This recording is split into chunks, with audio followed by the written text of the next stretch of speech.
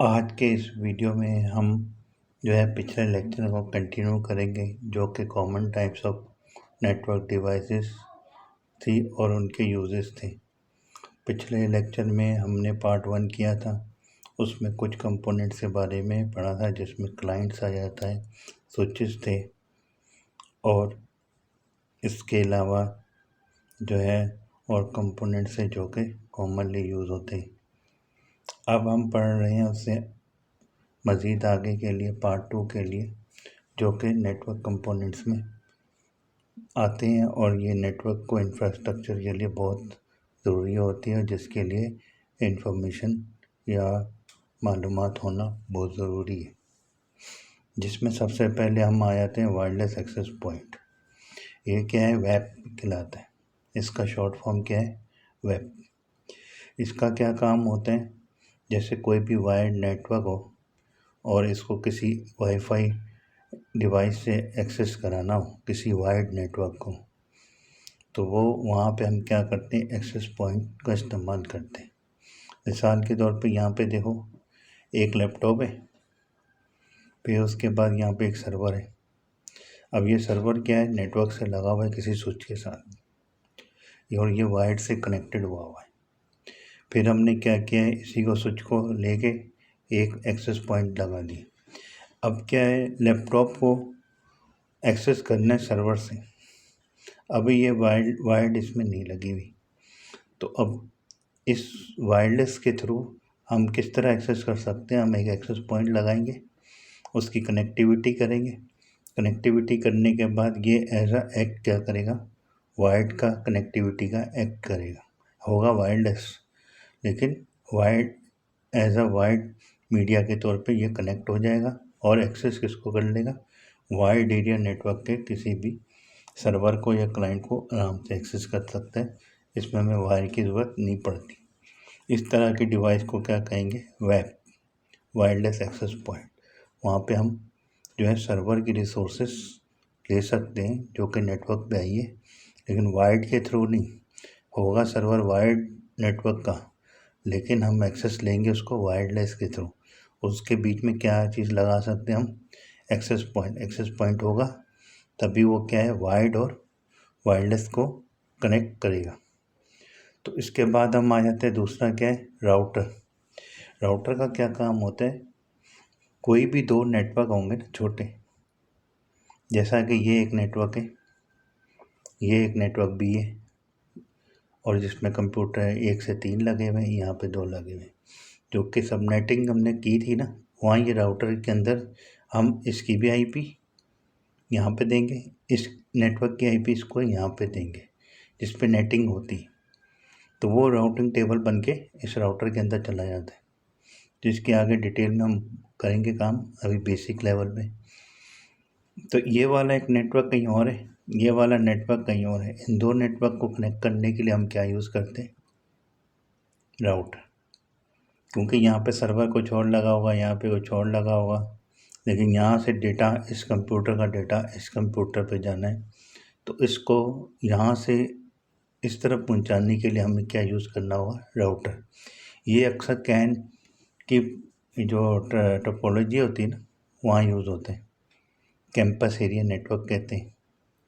जैसा कि यूनिवर्सिटी वगैरह में एक बिल्डिंग का नेटवर्क ये है, दूसरी बिल्डिंग का नेटवर्क ये है, इसका डेटा, इसके डेटे को लिंक करना है, तो हम बीच में क्या करेंगे? एक राउटर लगा देंगे जो कि इस नेटवर्क की एक आईपी लेगा, इस नेटवर्क की एक आईपी लेगा, दोनों को जो है राउटिंग टेबल कर लेगा और एक्सेस दे देगा।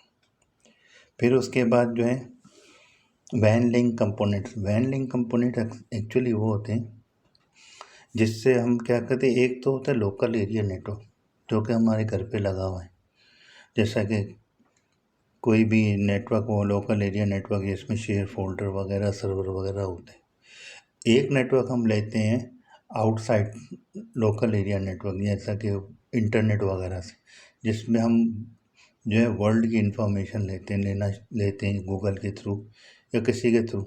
लोकल एरिया नेटवर्क में क्या है? हम सर्वर से इंफॉर्मेशन ले लेते हैं, जो भी उसके पास होती है वो ले लेते हैं।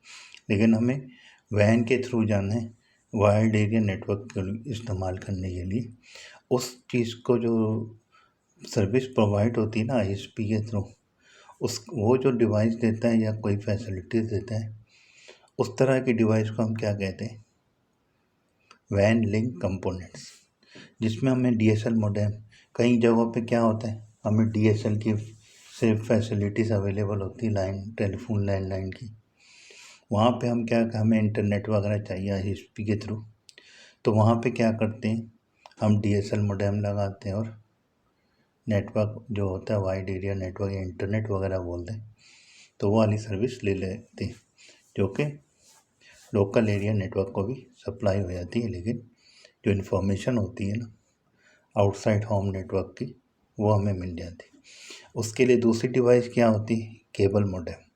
केबल मॉडेम कौन सा होता है, जो कि केबल वाले आपको प्रोवाइड कर रहे होते हैं मुख्तलिफ किस्म का, एक टेलीविज़न वगैरह का होता है, उसके साथ इंटरनेट भी हो जाता है। तो उस तरह के मॉडेम के इस्तेमाल के लिए हमें क्या चाहिए होता है, केबल मॉडेम की ज़रूरत होती है।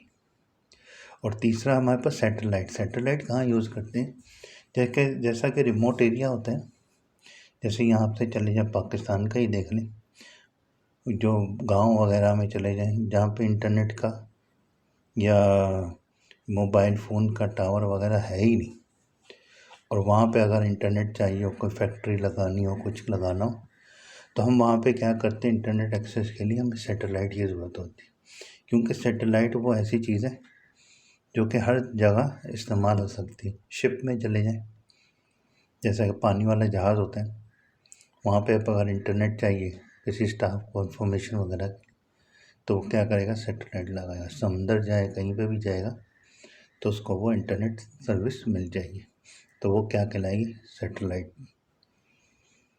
फिर उसके बाद आ जाते हैं हम मीडिया पे। तीसरा है हमारे पास क्या, मीडिया।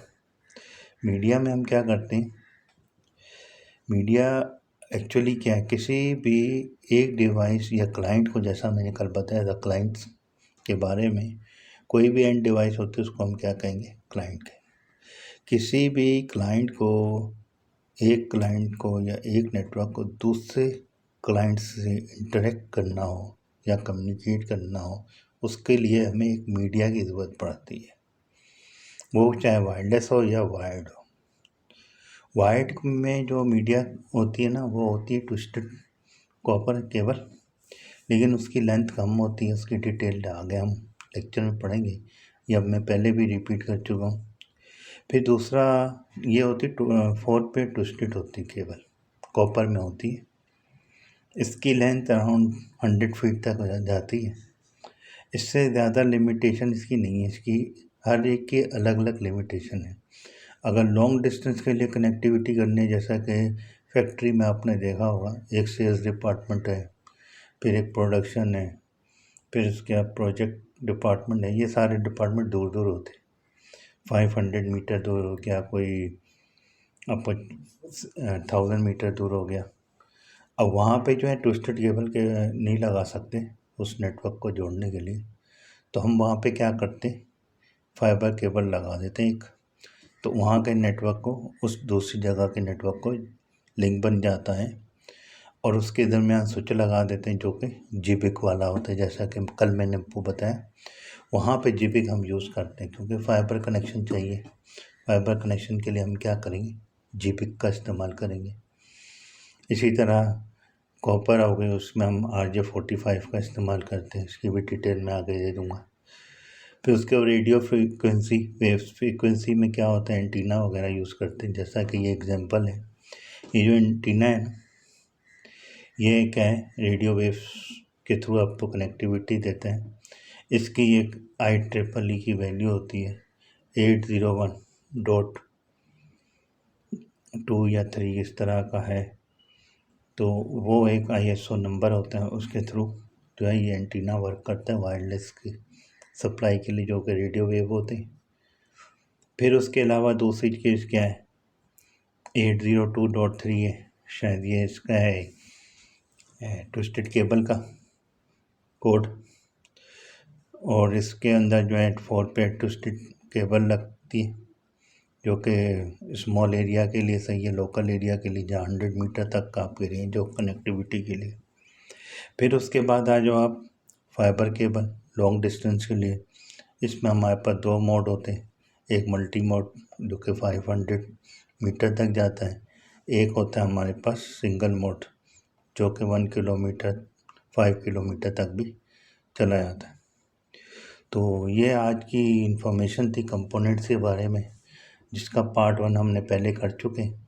अब ये पार्ट 2 था जिस पे हमने मीडिया के बारे में पढ़ा है और ये इसकी फ़ोटो वगैरह दी गई, पिक्चर में भी आइडिया मिल गया होगा मीडिया कहते हैं किसको। बेसिकली बताना ये था कि मीडिया होता क्या है। मीडिया एक्चुअली ये चीज़ होती है, केबल हो गई, किसी भी तरीके से एक डिवाइस दूसरी डिवाइस के साथ कम्युनिकेट करना है, लिंक बनाना होता है। फिर उसके बाद हमने पढ़ा आपको सैटेलाइट होते हैं, एक होता है वैन, किसी भी तरीके से आपको वैन का कनेक्शन चाहिए हो जो कि ऑल अराउंड द वर्ल्ड आपकी जहाँ से कम्युनिकेशन हो जाए या ईमेल वगैरह आ जाए। तो उसमें ये 3 किस्म के होते हैं, DSL होता है, केबल मोडेम होगा और ये सैटेलाइट मोडेम होगा। फिर उसके बाद आ जाए आपके पास राउटर का कॉन्सेप्ट क्या था। एक नेटवर्क ये है मेरे पास, एक नेटवर्क ये, बीच में हम क्या कर देते हैं, एक राउटर लगा देते। तो हमें कॉन्सेप्ट क्लियर हो गया कि राउटर का जो मेन काम होता है ना, वो क्या होता है, एक नेटवर्क को दूसरे नेटवर्क के साथ इंटरलिंक करना। चाहे ये नेटवर्क कहीं का भी हो, ISP के थ्रू कनेक्टिविटी कर रहा हो या कोई लॉन्ग डिस्टेंस यानी 1 किलोमीटर हो या 2 किलोमीटर हो, वहाँ भी यही यूज़ होगा। फिर उसके बाद हमने क्या किया, एक्सेस पॉइंट यूज़ किया। एक्सेस पॉइंट को हमने सर्वर के साथ लगाया, स्विच के साथ, स्विच को लगाया हमने सर्वर के साथ, और यहाँ पे एक लैपटॉप लगाया वाईफाई के थ्रू। यहाँ पे वायर की ज़रूरत नहीं है, ये एज एग्जाम्पल है, वरना बहुत बड़ा नेटवर्क होता है, कोई आपका गेस्ट वगैरह आ जाए एक्सेस लेना हो तो आप उसको एक्सेस पॉइंट से कनेक्टिविटी करके उसको डेटा शेयर कर सकते हैं। और इसको हम क्या कहते हैं, मैश टोपोलॉजी। एक होती स्टार होती है, एक रिंग होती है, तो एक बस होती है टोपोलॉजी, और एक मैश टोपोलॉजी होती है जिसमें मिक्स होता है, वाईफाई भी सर्विस ले रहा है, वायर्ड भी ले रहा है, तो ये क्या होगी, मैशिंग हो गई। फिर उसके बाद हमने आज जो है ये मज़ीद कंपोनेंट्स के बारे में पढ़ा, समझा। अगर आपको मेरी ये वीडियो अच्छी लगी हो, इसको लाइक करें, शेयर करें और मेरे चैनल को सब्सक्राइब करें ताकि मज़ीद आगे आने वाली जो है वीडियो आपको अच्छी से अच्छी मिल सके। मेरे चैनल का नाम है नेटवर्क स्टडीज़, उसका हैंडलर जो है ना IT स्टूडेंट्स। मिलते हैं अगली वीडियो में, शुक्रिया।